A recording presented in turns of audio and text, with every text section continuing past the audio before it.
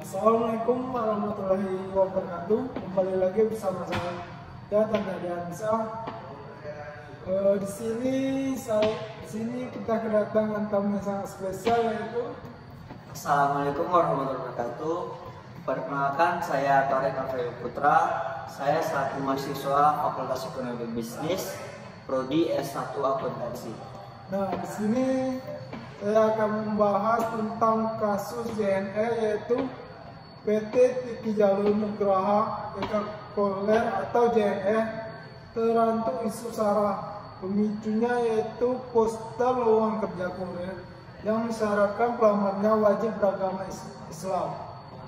Nah, gara-gara poster itu JNE disebut netizen di media sosial. Tak hanya itu, ajakan WK JNE juga menggema. Kasus sara memang pernah menyandung beberapa perusahaan di Indonesia. Nah, baiklah, sini langsung aja ke podcastnya.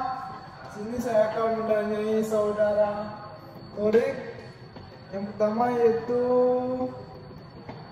apa pandangan abang mengenai poster rekrutmen kurir wajib beragama Islam yang diposting oleh cabang JNE di Tamiang, Bayang, dan bagaimana tanggapan abang Torik terhadap tindakan JNE setelah kontroversi? Ya, sebenarnya itu poster itu di Twitter sangat viral sekali. Karena apa? Karena itu sangat mengandung unsur sara. Jadi di dalam ideologi kita Pancasila, ketuhanan yang Maha Esa. Nah, jadi menurut saya untuk merekrut karyawan itu tidak hanya dipandang dari agama saja, tapi dengan soft skillnya, hard skillnya. Jadi menurut saya itu sangat tidak relevan untuk perekrutan karyawan di JNE harus beragama Islam. Karena itu, bagaimana dengan yang beragama Kristen, Buddha, Hindu? Jadinya kayak sempit untuk untuk perekrutan karyawan yang lainnya yang beragama selain agama Islam. Jadi gitu, Bang. Jadinya tidak toleran. Iya. Nah, itu seterusnya yaitu, menurut abang, apakah ada langkah konkret yang diambil oleh JNE setelah insiden ini untuk memastikan bahwa hal serupa tidak terulang di masa depan? Mungkin untuk rekrutan itu menurut saya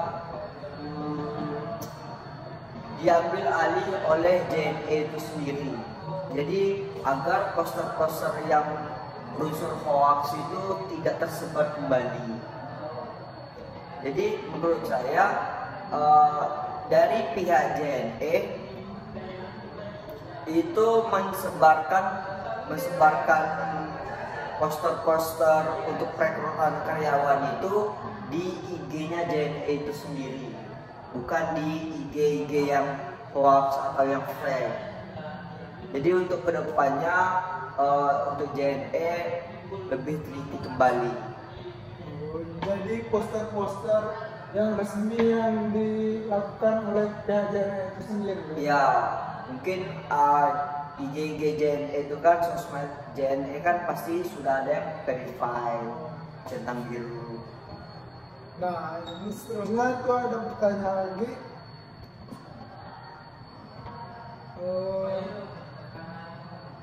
Ini pertanyaan terakhir ya. Sudah adakah klarifikasi dari pihak atasan JNE tentang poster yang beredar tentang sara itu? Kalau saya baca di sosmed itu sudah ada klarifikasinya dari Presiden Direktur JNE di kala itu. Nah, jadi yang saya baca dari poster itu ya, Jadi JNE ini kan sudah hadir di Indonesia selama 31 tahun. Jadi poster itu tersebar di daerah mana ya? Di daerah Tamiang Layang, Kabupaten Barito Timur. Jadi itu tuh di Kalimantan Tengah. Mungkin yang saya baca dari Presiden JNE itu sendiri klarifikasinya, demi Allah bahwa JNE adalah organisasi yang netral. JNE tidak berafiliasi dengan organisasi, kelompok atau perorangan manapun. JNE hanya ingin berbisnis, sehingga seperti kami katakan, JNE ingin membantu masyarakat. Itu kata si Ferry selaku Presiden Direktur JNE. Berarti udah diklarifikasi kan oleh pihaknya? Iya, sendiri. sudah.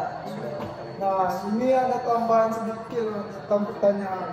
Menurut pandangan Abang, pelajaran apa yang bisa diambil oleh perusahaan lain dalam menghadapi isu-isu keberagaman dan toleransi? Oke, pelajaran yang kita dapat dari kasus ini yaitu kalau melihat suatu informasi, jangan langsung ditelan. Jadi kita itu harus membaca detail terlebih dahulu, apakah akun itu memang betul-betul verified dari JNE. Jadi kita jangan asal baca informasi dan ditelan mentah-mentah. Baiklah, itulah tadi perbincangan tentang kasus JNE. Mungkin ya di sini ada ada pelajaran lah yang dapat kita ambil kan dari kasus-kasus JNE kan. Jangan sampai terulang kembali. Ya, betul. Nah, mungkin hanya itu yang bisa kami podcastkan untuk hari ini. Kami akhiri. Wassalamualaikum warahmatullahi wabarakatuh.